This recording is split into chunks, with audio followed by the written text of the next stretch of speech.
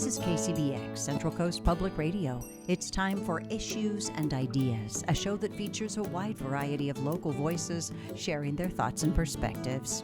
On today's show, a UC Santa Barbara physics professor explains the conflict in our understanding of black holes.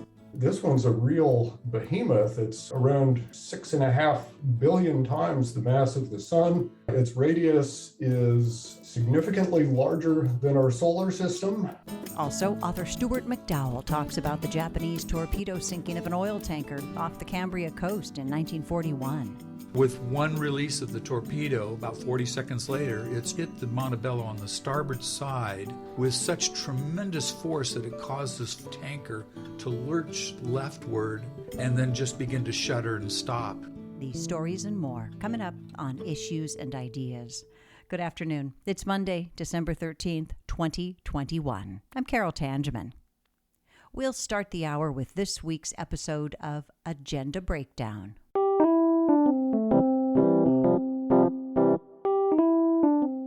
Welcome to Agenda Breakdown, a podcast that explores how cities make decisions and how you can have a say. I'm Kim Bishop, and today we're going to talk about advisory bodies. Did you know you can help San Luis Obispo make policy decisions without running for office? Today, I'll tell you how. When we think about the people who make decisions about city policy, we usually think about our elected officials, the mayor, city council. But there are a lot of other people who advise our electeds behind the scenes. Most of the heavy lifting is done by city employees who have specialized training in fields like city planning and transportation. They're the ones who write the staff reports that go into every city council agenda packet. But regular citizens can take on advisory roles too. The city of San Luis Obispo has a bunch of volunteer-run committees whose members advise the city council on things like housing developments, bike lanes, parks and rec, trees. Whatever your interest, there is probably an advisory option for you. The city recently opened applications for vacancies on 15 of those committees. The deadline to apply is January 16th, and the term begins in March. Here to talk with me today about what it's like to serve on an advisory body is Leah Brooks, who has volunteered on bicycle and pedestrian infrastructure committees, both in Sacramento and in SLO. Welcome, Leah. Hi there. You've had an impressive volunteer service career. You volunteered on a bicycle advisory committee in Sacramento for 17 years before moving to SLO. Then when you got here, you served 2 terms on what is now called the Active Transportation Committee. I'd love to know how it all started. Well, I actually grew up here in San Luis Obispo, and I have been a serious bicyclist for nearly 50 years. I was inspired by Earth Day while attending San Luis Obispo High School in the early 1970s, and I began bicycling to school a couple of days a week to reduce air pollution, which we now call greenhouse gas emissions. And my commitment to bicycling for transportation and then later recreation really grew while I was attending Cal Poly. And I continued bicycling after moving to Northern California for career reasons. And I just became interested in bicycle advocacy after recognizing that our communities are largely designed to accommodate motor vehicles at the expense of bicycle and pedestrian safety. It's been a long, slow slog to persuade our decision makers to make our communities safer to bike and walk. And advocates are a big part of why this change is happening. My husband and I met in the San Luis Obispo Bicycle Club, and we moved back to San Luis Obispo 10 years ago after living in Northern California for more than 30 years. And in Sacramento, we were very much part of the bicycle community, and we applied for and sat on the joint City-County Bicycle Advisory Committee for 17 years. So when we returned, I applied for the then City Bicycle Advisory Committee, and I was appointed for 2 terms. And those terms expired a year ago, and I had such a good time that I'm going to apply again. So you have chaired the city committee in the past, is that right? That's right. Can you tell us, what does the Active Transportation Committee do? The Active Transportation Committee advises City Council on all matters related to bicycling and pedestrians. And the committee is advising City Council on individual decisions in terms of what happens to bike lanes and pedestrian paths, or is it more long-term planning or both? It's both. We advise the city council on both short and long-term goals. In fact, earlier this year, the city council adopted the city's first ever active transportation plan. The city council adopted it earlier this year, and it addresses both bicycling and pedestrian programs and infrastructure. Prior to that, our committee was the Bicycle Advisory Committee, and we focused on bicycling. It became pretty apparent that there is a great need in this city to have pedestrians included on an advisory committee. And it really made sense to combine the two. There's a lot of differences, but there's also a lot of similarities. And most of us bicyclists are also pedestrians too. And I can talk for the rest of the people I have served with. We're very conscious of the needs of the disabled community. How often does the Active Transportation Committee meet? The Active Transportation Committee meets every other month and more if needed. For example, while we were developing the Active Transportation Plan, we were meeting twice a month because there was so much material to review and to develop into policies and goals. How do you prepare for those meetings? Well, first of all, that's a really good question. Before you apply to be on a committee, I would strongly suggest that you attend the meeting. So you actually see who's on the committee, what kind of issues that they address, how the meeting is chaired, and how you interact with staff. It's really, really important. And to make sure that you are ready to make a time commitment, because there is an agenda and the agenda is prepared by the chair with the help from staff. There are usually a lot of pages to review and you need to read those and prepare. And if there's actually a project on site, I know what I like to do is to go out and actually visit the site and see if the project makes sense, if I have other suggestions and that sort of thing.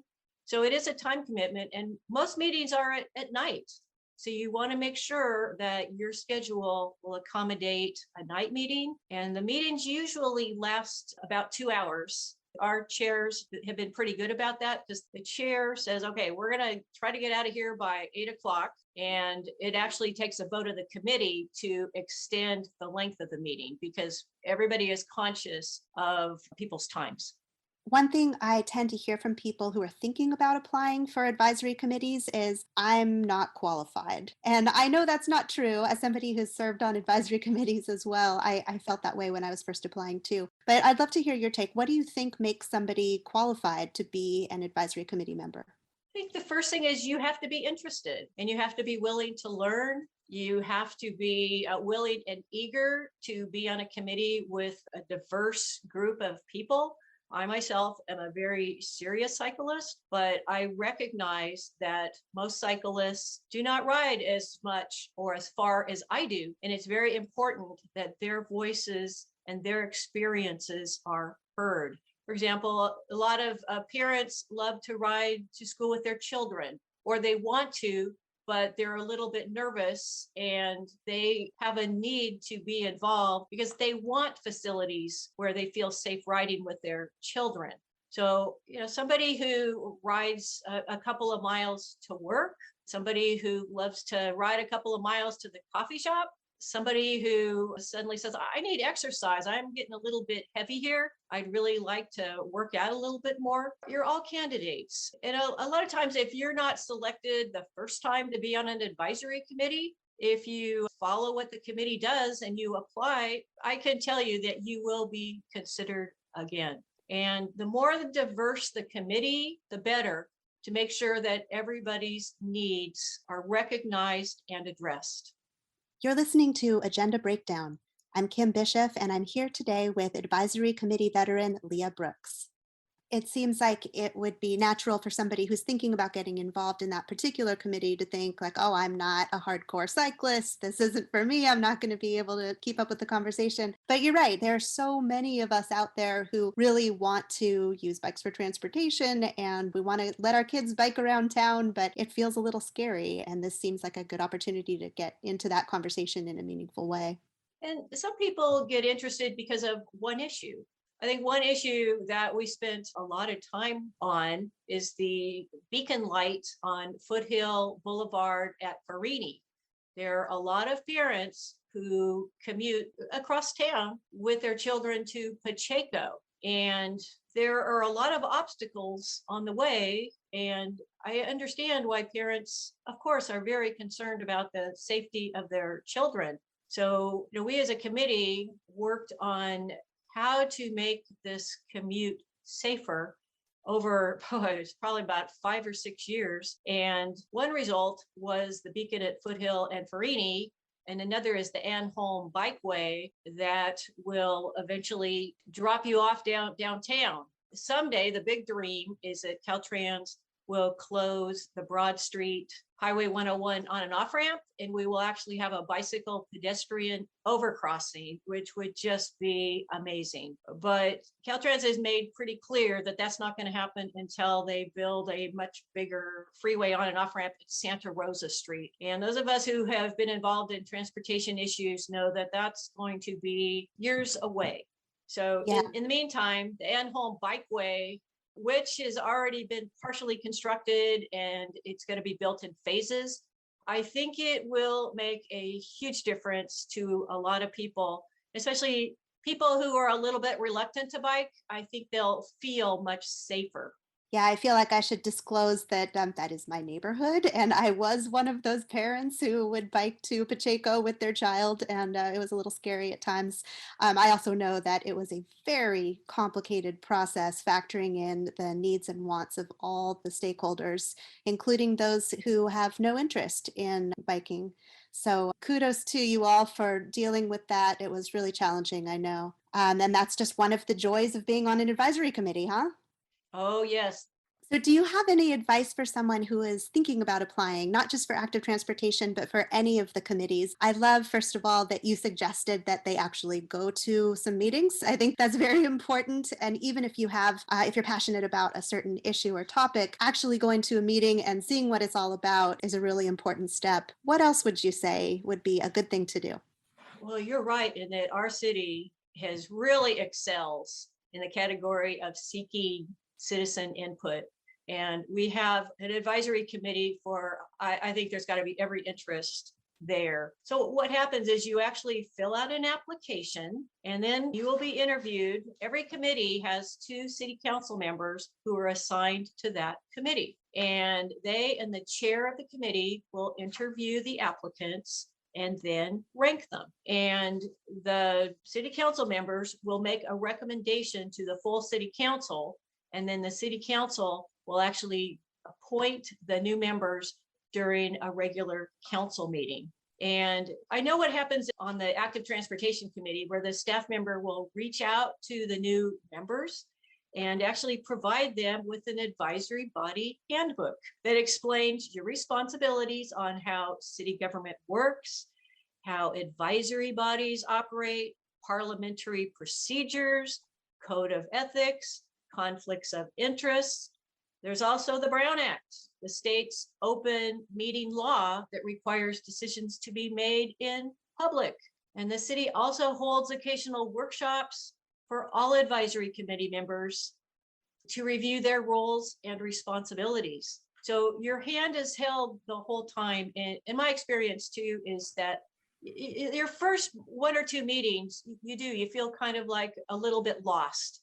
But you have to trust me that you will get the hang of it and be a regular part of the committee in no time. That's great advice to leave with, and I think I will just let that end it. Leah, thank you so much for taking the time to do this today. Really appreciate your insights.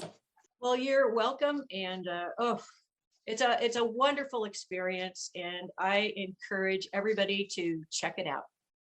Now it's time for today's action item.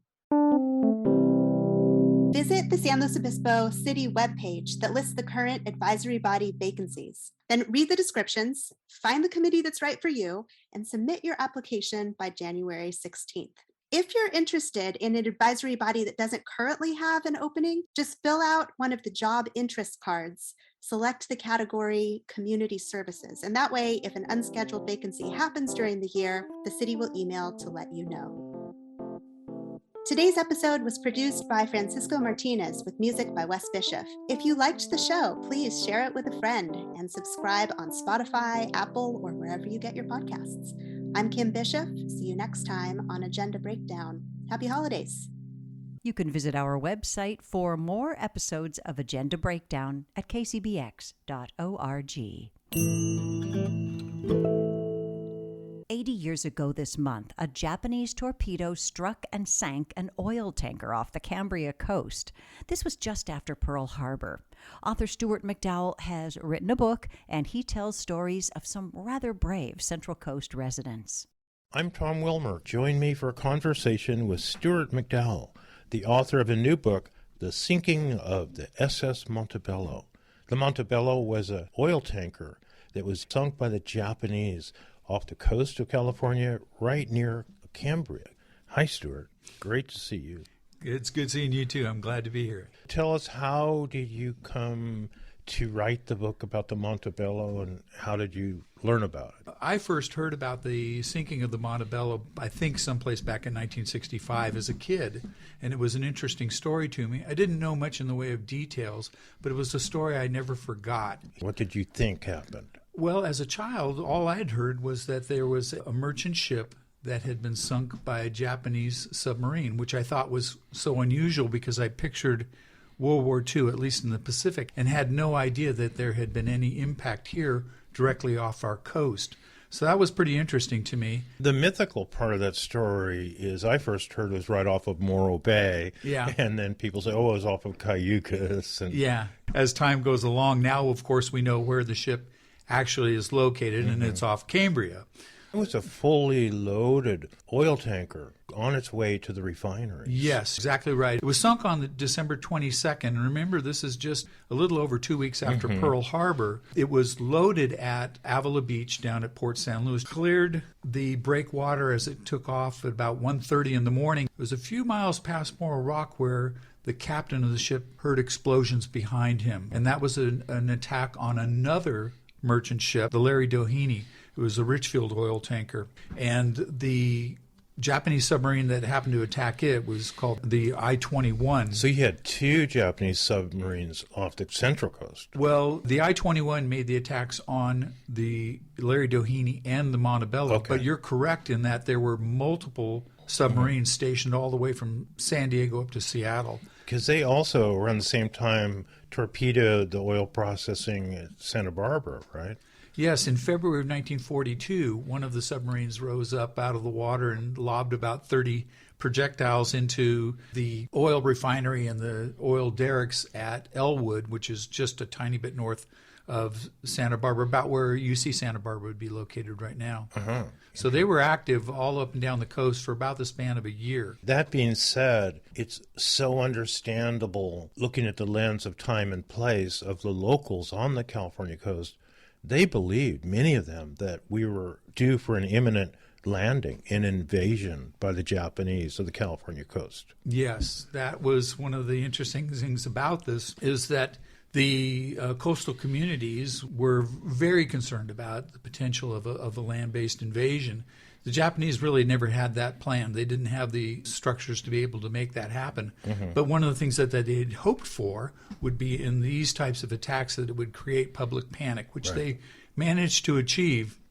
There was considerable concern all the way up and down the coast. And, of course, there were beach patrols established right after the start of Pearl Harbor in Washington, Oregon, and California. And we had gun emplacements along the Central Coast, right? We did, yeah, many different places, especially around harbors.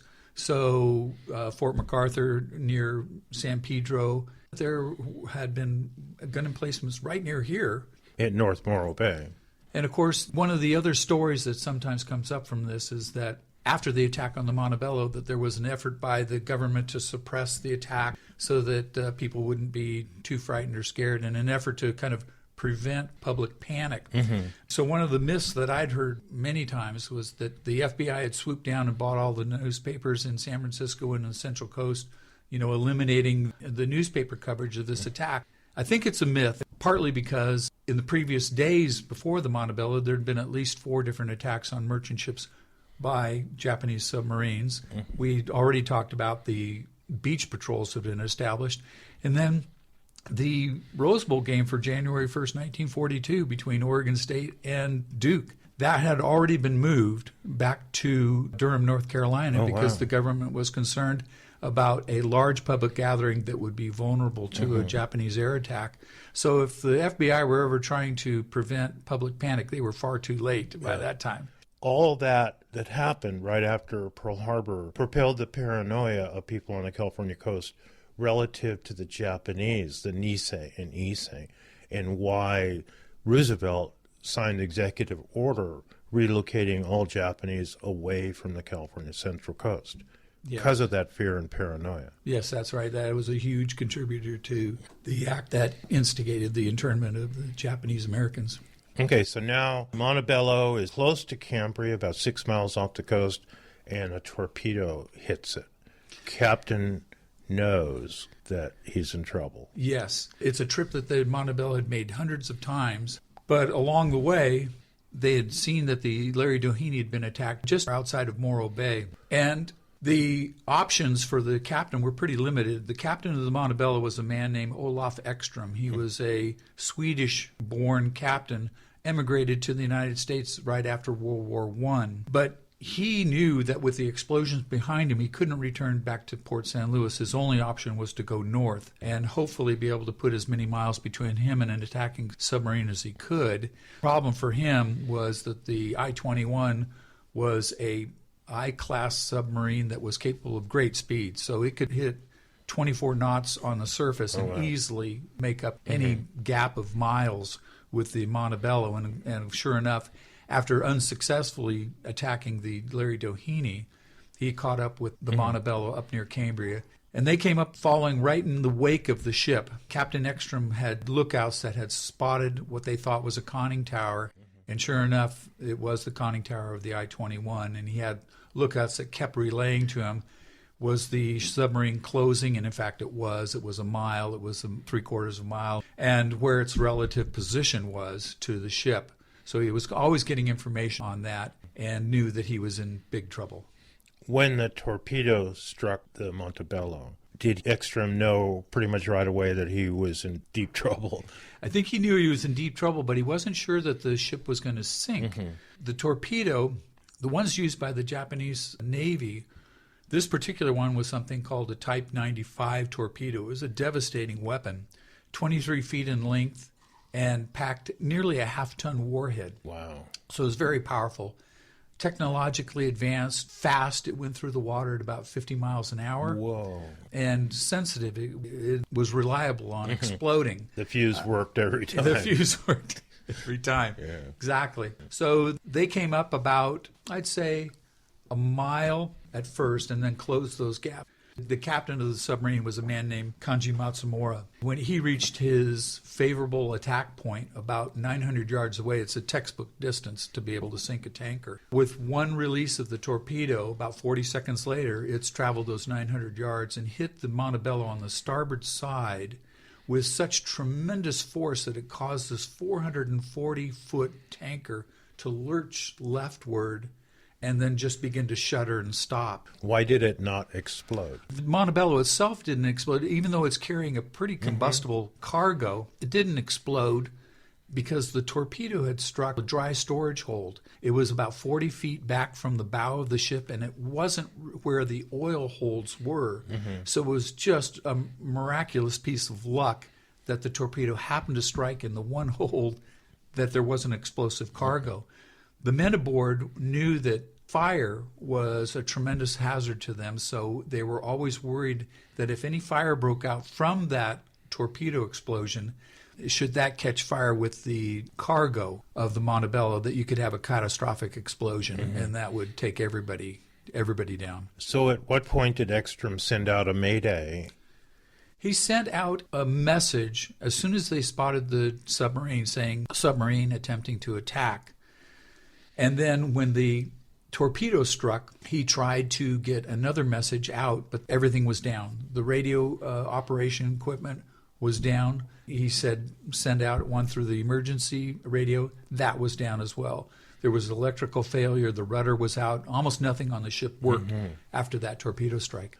The Alma and another boat called the Estero, two tugboats, they were over in Estero Bay waiting for a tanker to come in. And with the attack on the Montebello, they were quickly dispatched to go up to Cambria and start searching for lifeboats. So to me, they're one of the multiple compelling stories of this. One of the captains, Merrill Molinari, and another captain named Pete Stocking, they took those boats up. They know they're going in harm's way. They know there's the potential that they could be the victim of the deck gun of and that they're unarmed. They have no... And they're completely unarmed. Exactly. They have nothing. Yeah. But they went up and found 3 of those lifeboats. So they were able to save 30 of those crew members from the Montebello. So that's another part of the compelling story of the rescue. And then the other component are the Cambrians. The Cambrians were heroic that day. They rose up in a great way. And that's, to me, one of my favorite stories of the entire event, is that the last lifeboat that contained Captain Ekstrom and the remaining 5 members of his crew, they were in lifeboat number 1. And that lifeboat had sustained some damage. Not only was a torpedo fired at the ship, but there were about 7 or 8 salvos from the deck gun. After the torpedo had been fired, the submarine rose to the surface and then used the deck gun, firing 5-inch projectiles that just packed a wallop to try to speed the sinking of the tanker. One of them snapped off the foremast. One of them hit and exploded right by the bow of lifeboat number 1. And so there had been shrapnel damage to that lifeboat. There were holes in the bow. So when they got that boat into the water to get into it, they found it's got oil in it and it's got water in it, and we have no other choice. We have no other place to go, so it's live and die with lifeboat number 1.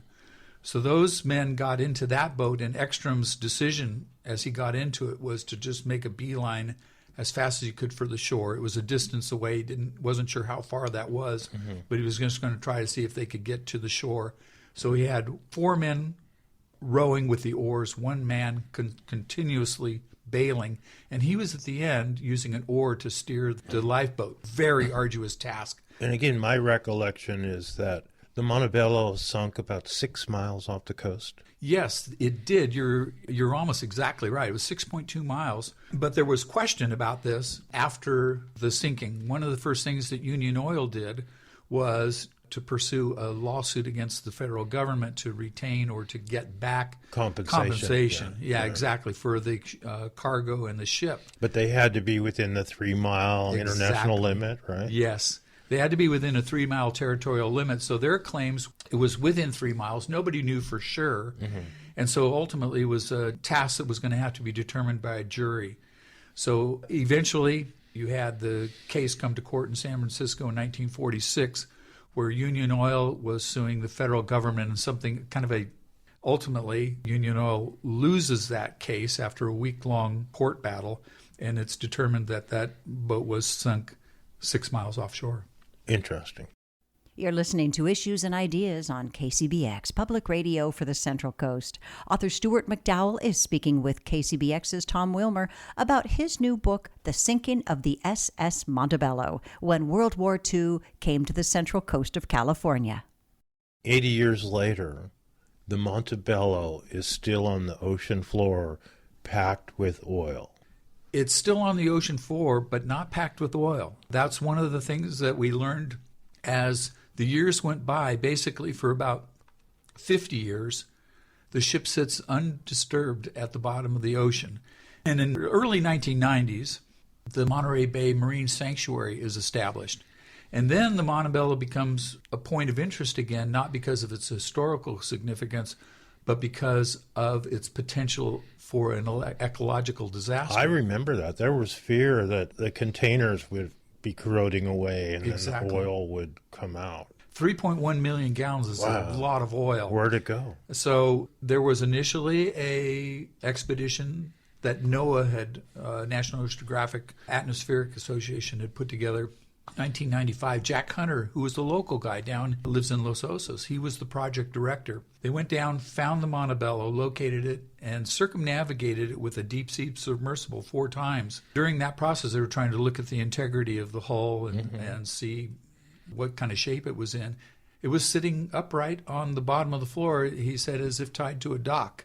So it appeared to be in decent shape, and there was no clear evidence of any oil leaking. It didn't tell the full story, so back in 2003 now, another expedition sent down. Jack Hunter's part of this one as well. And they attempt to find, is there any bacterial or evidence of oil pollution? There's a particular bacteria that grows when it's in the ocean, that's when it's subjected to pollution. There was no evidence of that whatsoever. There was no visible leakage of oil at all. So ultimately, they determined, we don't think it's a threat, but we don't know what's in the cargo holds themselves. So now, yet again, a third expedition in 2011, where they'd send down some kind of nuclear-aged equipment, so where they're able to measure the thickness of the hull, the steel plates there, and then send an electronic signal through each section of the hull to see what's on the other side of it. They're able to determine what's on the other side because there's a kind of a signature response or relay response, echo. With water, you get one signal, and with oil, you get another signal. And they consistently were getting information that this is water back behind there. So they had to develop some scenarios, some hypothetical scenarios on what happened to the oil. They put a number of them through computer scenarios and ran those out. And the one that made the most sense to them is that since they couldn't find evidence of oil being on the ship right now, was a long-term release after the ship had been sunk itself.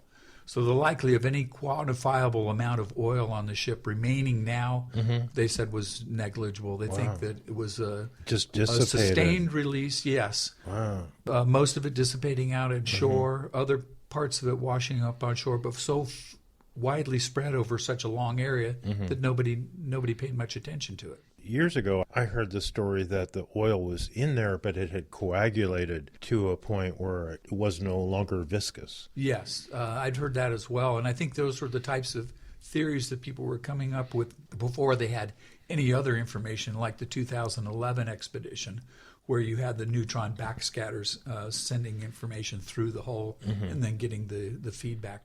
Any physical remnants, the lifeboats, life jackets, anything remain on the Central Coast? I've heard there's a life jacket. I saw one in Cayucas years ago. It was in the front window of an antique shop. Yeah. That's amazing. Yeah. There was a person who showed me like a silver butter dish that had a cover on it that said the Montebello that they had. But no lifeboats. No lifeboats. All gone. The lifeboat that was that Captain Ekstrom was in that crashed into the surf and to the rocks south of Cambria. It was at a place called Sibley Ranch. That was another nuance of that disastrous day, that the guys could have made it almost to shore and then be smashed by waves on the rocks. You know? Yes. That was a real threat. Yeah. By the time they reached those rocks, keep in mind that this is in December 1941. The water at that time of year is in the upper 40s. It hurts to touch it. It's so cold. They've been exposed to this for hours. They're exhausted having come in. They're wet from the rain. They're frozen and exhausted. And now they're faced with rocks. There's no place for them to land the lifeboat. And that's where the Cambrians became the heroes. That's where the Cambrians became the heroes, exactly. And the funny thing is that there were 6 guys in the boat. 5 of them made a jump for it because there were large breakers that day. And as they approached the rocks, 5 of these guys jumped over the edge thinking they had a better chance of surviving if they were able to somehow crawl out onto the rocks, which was going to be a difficult task. One guy, a fireman named Edgar Smith, stayed in the boat. And a large swell came, lifted the boat up. The nose of it got over these rocks, and Edgar Smith stepped out onto the without any incident at all. So the one guy that stayed in the boat actually was able to just step off safely.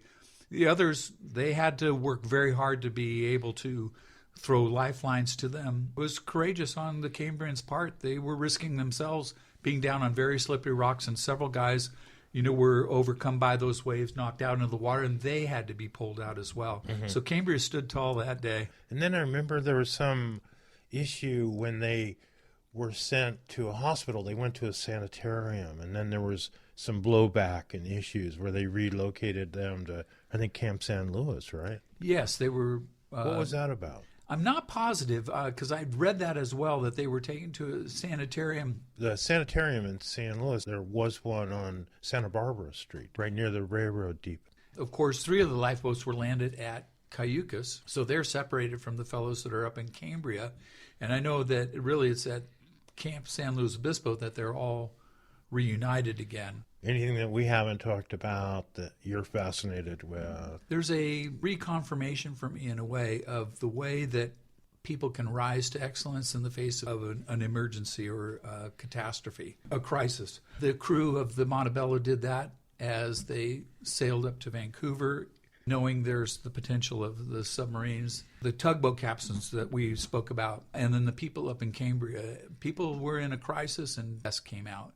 So it's just an encouraging story on every level to me, and each of the individuals that just rose to the occasion. It's a great story of human resilience and facing difficulties with great courage. And Captain Ekstrom, he went back and was a captain with the Union Oil Fleet for the remainder of his career. He retired, I think, in the late 1950s, so he was back on the ocean for many years thereafter. That's really cool. Locals, some of the people that I met were kids at this time. And one guy's memory is one of the errant torpedoes hit Morro Rock and blew it up. And the torpedo blew with such force that it woke everybody up in Morro Bay, freaked them out. He said a lot of people got in their cars and went to Tascadero to go hide. The torpedo that exploded was the one that was fired at the Larry Doheny. Nobody's entirely sure what it hit that caused the explosion. After the war, there was a Japanese Navy commander who said that these particular torpedoes were technologically advanced, but their shortcoming was that they would explode when they hit turbulent water, such as the wake of the ship. So one of the things that I'd always speculated was that that particular torpedo hit the wake of the Larry Doheny and exploded. The thing that is absolutely true is how devastating and enormous the concussion of that explosion was. There was a woman up in Cayucas named Arlene Gennardini. Her husband was Roy Gennardini, the constable, and ran a local auto repair garage. They had been awoken by the first few explosions, but when the torpedo went off, she said that the concussion nearly knocked her out of bed. Wow. I talked to another local up in the Cayucas area, and he said that he had a friend that lived up near Point Estero and had the same experience. The concussion was so great that he thought the house was going to cave in. And it was reported in the newspapers that windows in San Luis Obispo rattled, and that's 13 miles away. So this is a tremendously powerful explosion, 900 pounds of TNT that went up. And so they had every right to be scared. One more favorite recollection. On the rescue down at Sibley Ranch, by the time that boat had reached the shoreline, and we had already talked about how exhausted these guys were, Ekstrom was in the water. Captain Ekstrom's in the water, and he has absolutely nothing left. He's frozen to the bone. He's exhausted from steering that lifeboat all these miles to shore. And he's in the water, and he doesn't even have the ability to reach for a lifeline that has been thrown to him.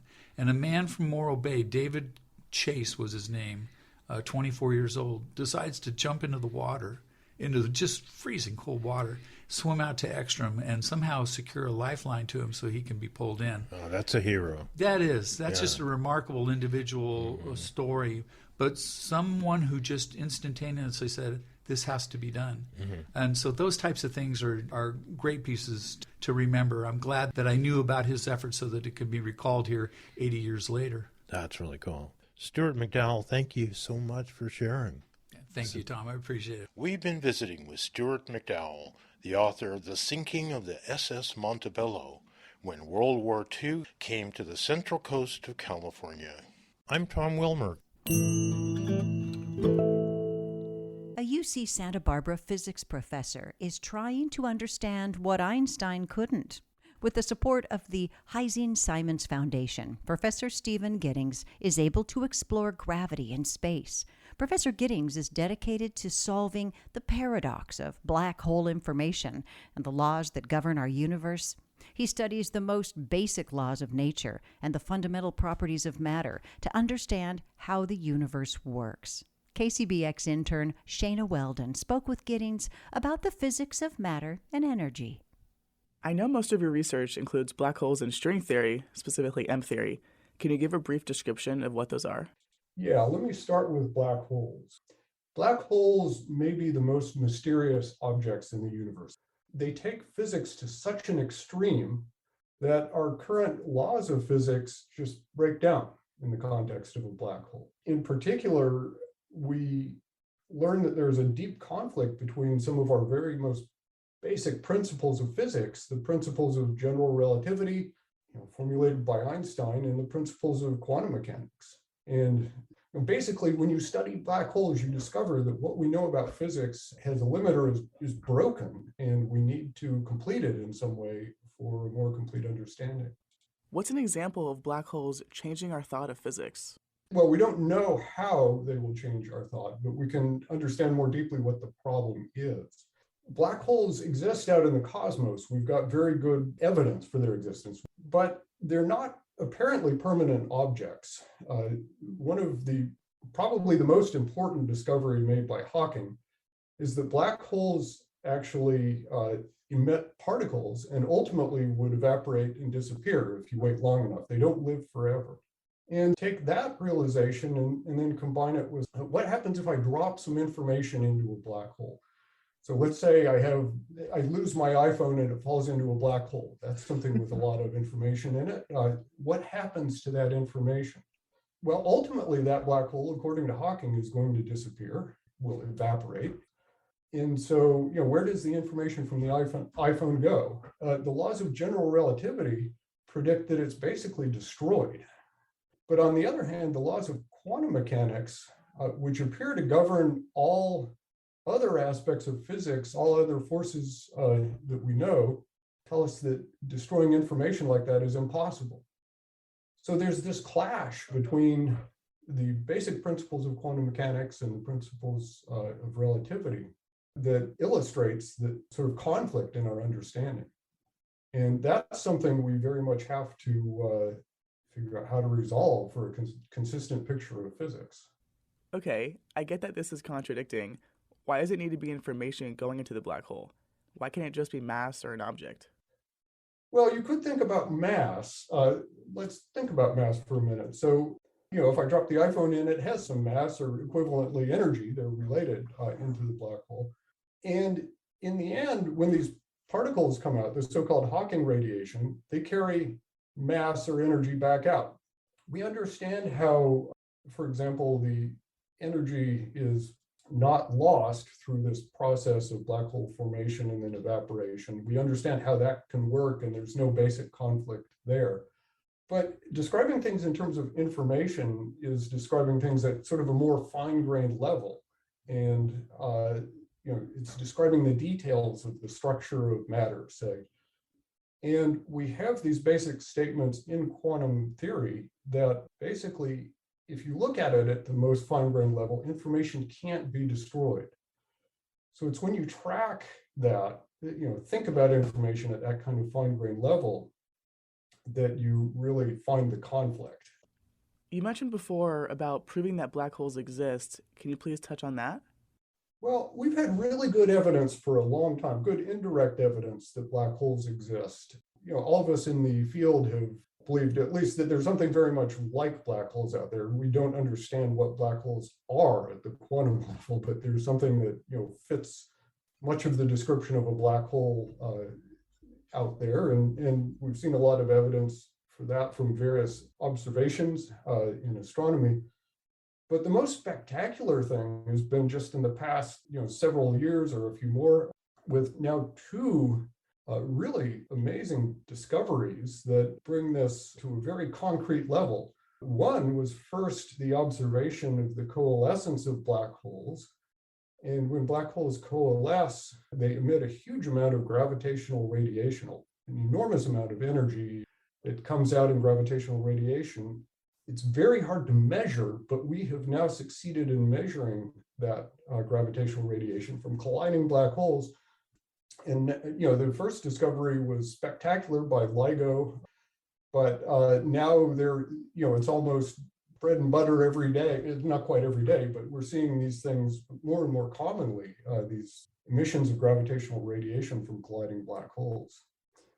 And again, to emphasize the amount of energy released, it's really spectacular. It's some of the first collisions. It's an amount of energy comparable to if you took 3 of our suns and converted those, their mass into energy, basically.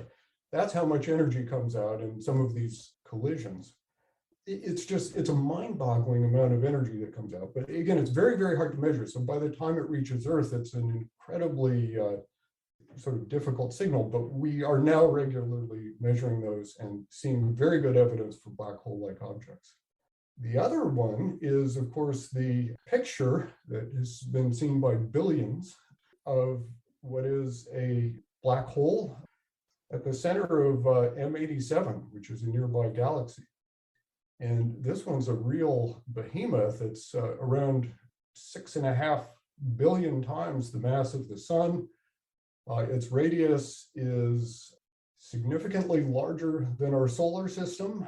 And, so it's just an enormous object, but it has, all of the right characteristics so far to fit our basic description of black holes.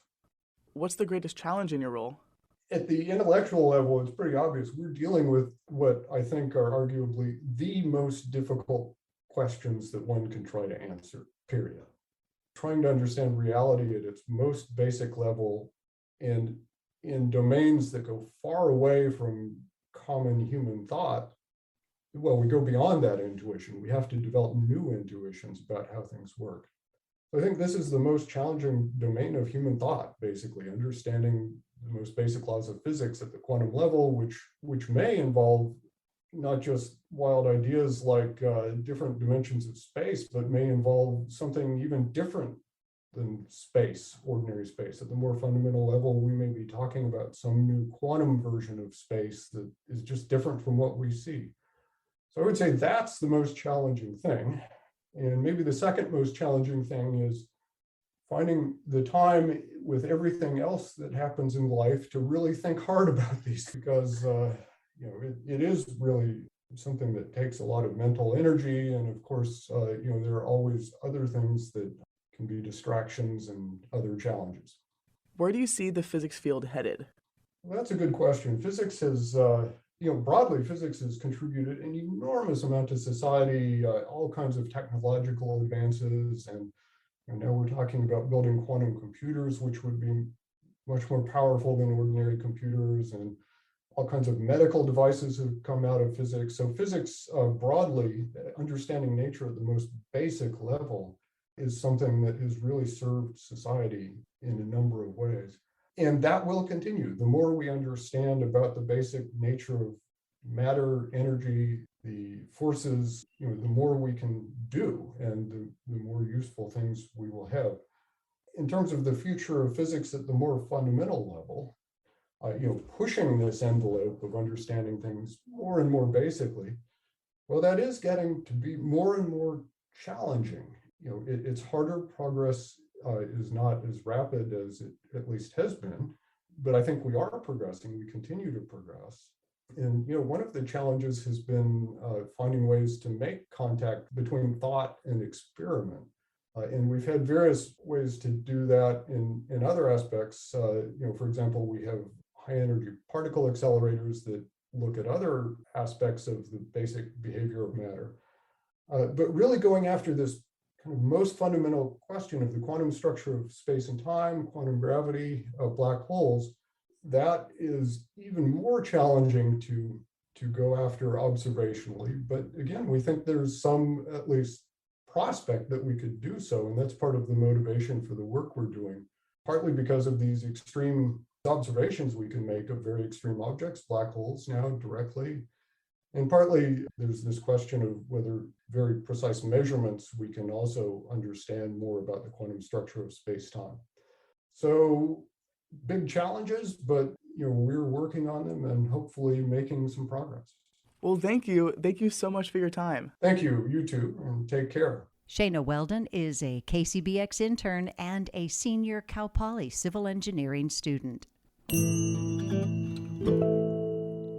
And finally, on KCBX's Issues and Ideas, monarch butterfly populations are in decline, but in an encouraging sign, butterflies have returned to the Central Coast in higher numbers this winter. Contributor Beth Thornton talked with George Thompson at the Elwood Grove in Goleta during a recent butterfly count. In the past, thousands, if not millions, of monarch butterflies made their way to the coast of California for the winter. They typically spend from October to February in the eucalyptus groves that provide just the right microclimate for their needs in terms of temperature and wind protection. But their numbers have been dropping in recent years, and last year's population was alarmingly low. Locally at Elwood, last year we had 16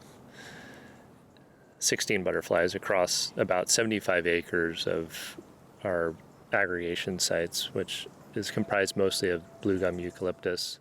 That's George Thompson, manager of parks and open space for the city of Goleta that includes the Elwood Mesa Monarch Grove. This year's butterfly count began in October. 20 or so in mid-October, and then by mid-November we had 10,000. With our count today, we're expecting that number to go up a little bit. Every 2 weeks throughout the winter, a team of biologists sets off early in the morning with binoculars, temperature gauges, and electronic tablets to record data from the area. Is everybody going to do Sandpiper first, or where do you guys start? Yeah, so we'll start here and we'll work our way west. And we'll start with Elwood East. Yep, cool, yep. Prior to the count beginning this year, we actually used drones to fly over the entire 75-acre site and create a very detailed map. And so when we take the GPS data during these counts, we can then exactly pinpoint where the cluster is on that digital map and have that long-term record of where monarchs are using the site. And that can help inform our restoration plan, help tell us which trees are most important for the monarchs, and then also combined with the climate information that we're collecting, create a map of the various microclimates on the site. And those are the areas that we really need to protect and enhance for future migration seasons. Thompson says the western monarch butterflies travel from inland areas out to the coast of California.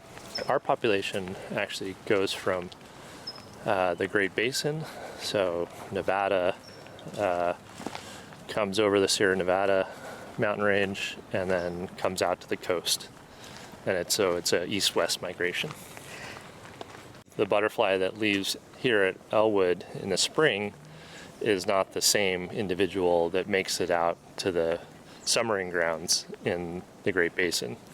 So it could be, I believe, 5, 6, 7 generations to get to that site. Thompson stops and points to a tree above us, where about 30 butterflies are huddled at the end of a branch. This one branch has more butterflies than were seen all of last season at Elwood. It really looks like a cluster of dead leaves, but there's this tree right here, and follow up that branch about 30 feet, and then you'll see it's all of the monarchs just tightly held on this branch.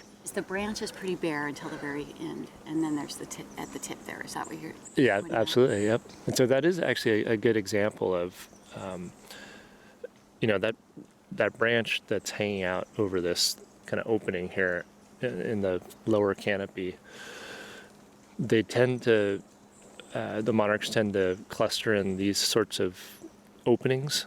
So it's not just a solid, forest wall of trees, but there's a protective surrounding area of trees that create the wind buffer. And then within this opening, you'll find these clusters typically. Thompson says the state has recorded around 100,000 monarch butterflies up and down the coast since October. He says there is no clear explanation for the dramatic difference between last year and this year. Nobody really knows why the population has come back to to the extent that it has this year. And I want to preface that by saying that really the numbers are still historically low. This is an encouraging sign, but we're still very concerned about the population overall. So across the state, the high numbers, and we're talking in the last 30 years, have been upwards of 2 million by some estimates. And last year across the state, we had 2,000 butterflies.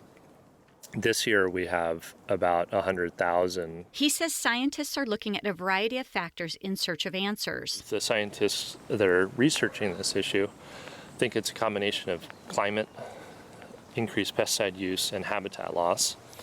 And then there is some natural variation within the population, but historically we're at an all-time low, so it's outside of that normal fluctuation. Thompson says at Elwood, drought has affected the eucalyptus groves. All around us are 80-foot tall eucalyptus, many of which have fallen over, have died from primarily drought and old age. One of the challenges with this site now is we have very low plant diversity. And when we talk about plant diversity, we talk about all of the primarily native species that we want to bring back that will create different habitats for birds, insects, but also provide nectar for the adult butterflies, which need the nectar for energy to survive through the winter, and most importantly, to fuel them up when they start their spring migration to inland parts of California. The butterfly grove at Pismo State Beach in San Luis Obispo County is also seeing increased numbers. This season, we have over 20,000. Last season, we only had just below 200 for the entire season. That's Danielle Bronson with California State Parks and Recreation in Pismo Beach. She says it's too soon to celebrate, but this uptick in numbers is a good sign. Even though we've had a great year this year, we're still far from where we were back in the 80s. Just in our grove alone, we had over 240,000 monarchs. Bronson encourages people to visit the butterfly grove and to learn about protecting the monarchs.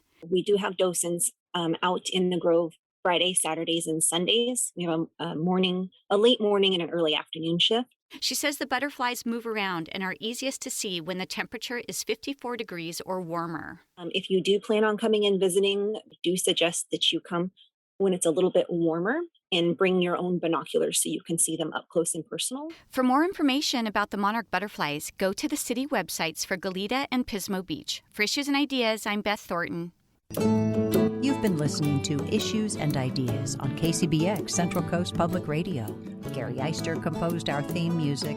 A special thanks to all our guests and contributors this week. I'm Carol Tangeman. Join us each Monday from 1 to 2 in the afternoon for more local stories. You can head to our website to learn more about what you heard today or to listen to past segments, kcbx.org.